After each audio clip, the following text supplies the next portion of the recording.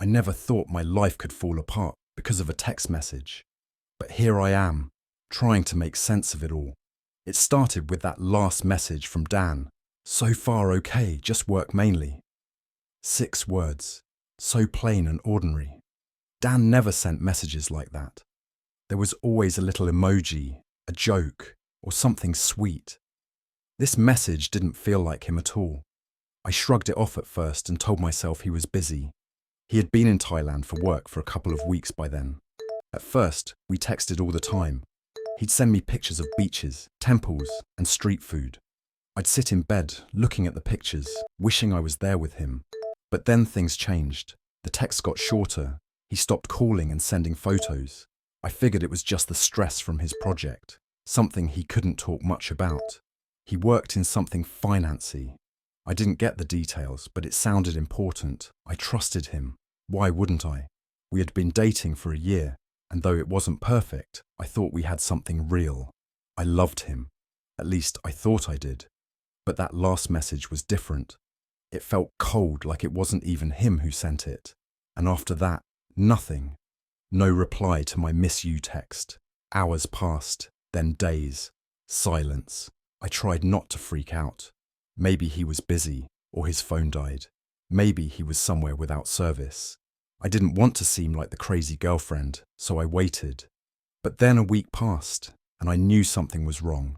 I started calling him non-stop. His phone would ring, but no one ever answered. Then, after a few days, the ringing stopped. It went straight to voicemail every time. The number cannot be reached now. Please hang up and try again later. My heart was pounding in my chest. I didn't know what to do. I tried contacting the company he was working for. His boss said Dan hadn't checked in with them either. They were starting to get worried too. I couldn't sleep. I kept checking my phone, hoping for a message, a missed call, anything. But there was nothing. Just that last text message, staring back at me, like a sick reminder of how quickly things could change. I felt helpless. I contacted the embassy and filed a missing persons report. I gave them every detail I could think of. His last text, the name of the island he mentioned wanting to visit, but it all felt like a blur. Every day, without any word from Dan, made me feel more and more hopeless. The embassy contacted me again a few days later. They had tried tracing his phone, but it was last pinged near a small, less touristy island, Koh Niran. It wasn't one of the major tourist destinations like Koh Samui or Phuket. It was a small, quiet place, and there wasn't much information about it online. The embassy was working with the local authorities to investigate it, but they told me not to expect much. It was a small island with limited resources for search and rescue. I went online to find out as much as possible about Koh Niran. There wasn't much information. It was just vague mentions on travel blogs. Most people described it as a quiet, off-the-beaten-path place, but a few comments stood out. They talked about strange occurrences on the island. One post mentioned a disappearance from years ago, a backpacker who was never found. Another post discussed how the locals avoided certain parts of the island, calling it cursed. It seemed like superstition, but it felt different after Dan's disappearance. I couldn't sit around and wait any longer. I had to go to Thailand. I had to find out what happened to Dan. I booked a flight and arrived in Bangkok within a couple of days. From there, I took a bus, then a ferry to the mainland, and finally, a small boat to Koh Niran. The whole time, my heart was in my throat. I didn't know what I would find, but I knew I had to do something. When I arrived on the island, it was quiet. It's almost too quiet. A few small shops and restaurants were catering to tourists, but it wasn't busy. Most of the people I saw were locals, and they didn't seem too keen on talking to strangers. I rented a room at a small guest house run by an old woman who spoke little English. She gave me a strange look when I told her I was looking for my boyfriend. She didn't say anything, just shook her head and muttered something in Thai that I couldn't understand. I spent the next few days asking around about Dan. No one seemed to know anything. Some of the locals were polite but distant, others just ignored me. I felt like I was being watched everywhere I went. It was unsettling, but I tried to push the feeling aside. I had to stay focused on finding Dan. Then one day, while walking along one of the island's less crowded beaches, a man approached me. He was older, probably in his 50s, with a weathered face and deep lines around his eyes. He introduced himself as Somchai and told me he had heard about my missing boyfriend. He said he had seen Dan. My heart raced. I pressed him for details. Somchai told me he had seen Dan about a week before he disappeared, talking to a local girl. He described her as young, with long black hair and a distinctive tattoo on her arm. He said they had been arguing. The girl seemed angry, and Dan looked nervous. I asked if he knew who she was, but Somchai shook his head and told me to be careful. He said she wasn't someone to mess with. I felt a chill run down my spine. Could this girl have something to do with Dan's disappearance? I had to find out more. I asked around about the girl, but no one would give me a straight answer. The locals seemed reluctant to talk about her. It was like they were afraid. One woman, who ran a small souvenir shop, finally told me her name, Naree. According to the woman, Naree was known for getting involved with tourists, but things never ended well for the men she was with. She had a reputation for being manipulative, even dangerous. Some people said she was bad luck, that strange things happened to the men who got involved with her. Others said she was connected to some sort of local gang and that messing with her could get you in serious trouble. At first, I didn't believe it. It sounded too far-fetched. But the more I heard about Naree, the more I wondered if there was some truth. I tried to find her, but no one would tell me where she lived. It was like she had disappeared too. Days passed, and I was no closer to finding Dan. Then, about a month after his disappearance, I got a call from the local police. They had found something, remains on a secluded part of the island. They couldn't confirm if it were Dan yet, but my heart sank. Deep down, I knew it was him. The remains were in bad shape. The heat, the humidity, and the animals all took their toll. But they found Dan's wallet nearby, and inside it, his ID. It was him. My legs gave out when I heard the news. I couldn't breathe. Dan was gone. But the way they found him, it didn't make sense. The officer who called me sounded uncomfortable, as if he didn't know how to explain it. He told me there were symbols, strange shapes drawn in the dirt around the remains. The locals who found him hadn't touched anything. They refused to go near the area, thinking it was cursed. The officers said the symbols didn't match local traditions or religious practices. They were just wrong. He described them as spirals, lines crossing each other at odd angles. They looked deliberate and carefully placed, like someone had taken the time to create them around Dan's body. And then he mentioned the head. Dan's skull had been placed in the middle of the symbols, facing the ocean. It's like someone had put it there on purpose. The rest of his body was scattered, but the head was in perfect condition, almost untouched by the elements. I couldn't stop picturing it. His hollow eyes stared out to sea, like he was waiting for something. The police didn't know what to make of it. They chalked it up to a ritual, maybe a local gang sending a message, but it didn't feel right. Nothing about it felt right. I tried to get more information, but the case went cold. The police didn't have any leads and weren't interested in pursuing it any further. I was left with more questions than answers. I couldn't let it go. Dan couldn't just be another case lost in the files of some remote island. I knew in my heart that something more sinister was at play, but I didn't know what. The days after the discovery were a blur. I couldn't sleep or eat, and the thought of leaving Thailand without knowing the truth gnawed at me. I started digging. I went back to the beach where they found him, though it was closed off by the local police. It was near a forested area, far from the tourist spots. The locals called it forbidden land, but no one would tell me why. Despite the warning looks, I couldn't stay away. One evening, I managed to slip past the police tape. It was getting dark, and I knew I had little time. My flashlight barely pierced the thick canopy above. Every step I took, the ground seemed to move, like the earth was alive. I kept thinking I could hear rustling behind me, but when I turned, there was nothing. I reached the spot where Dan's remains were found. The symbols in the dirt were gone, but I could still see faint impressions. Spirals and sharp angles, just as the officer had described.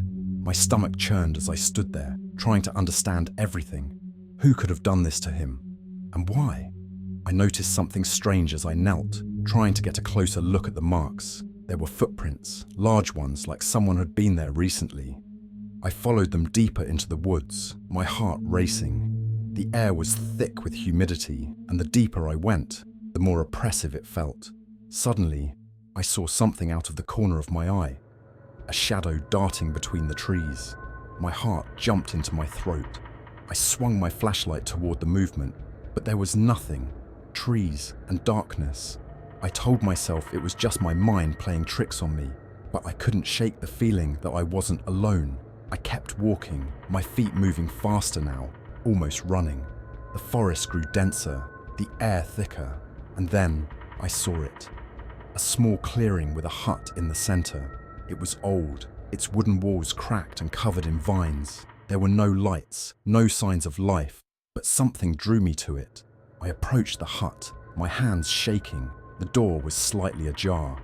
I pushed it open, the hinges creaking loudly in the still night. Inside, the air was stale, filled with the scent of damp wood and rot. My flashlight flickered as I scanned the room. There was a table in the middle, covered in what looked like old newspapers, and on the far wall, a series of photographs. I stepped closer, my breath catching as I realized what I was looking at. The photographs were of Dan. In each one, he was with Naree. They were standing together in various locations around the island. In one, they were on the beach. In another, they were at a market, laughing, looking at each other like they were in love. I felt my heart shatter into pieces. Why hadn't he told me about her? Why had he lied? I had suspected he might be cheating, but seeing it confirmed like this in front of me felt like a punch to the gut.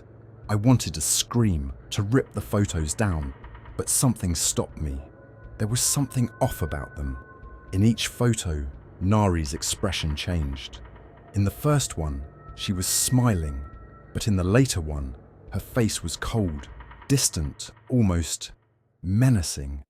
I reached out to touch one of the photos, and as I did, I noticed something else. Scrawled on the wall behind the pictures were symbols, the same symbols that had been found around Dan's body. My blood ran cold. I stumbled backward, my mind racing. This wasn't just some affair. This was something far darker. My hands shook as I took out my phone to snap pictures of the room. But as I raised the phone to take a shot of the wall, the battery died. I cursed under my breath and shoved the phone back into my pocket. I needed to get out of there.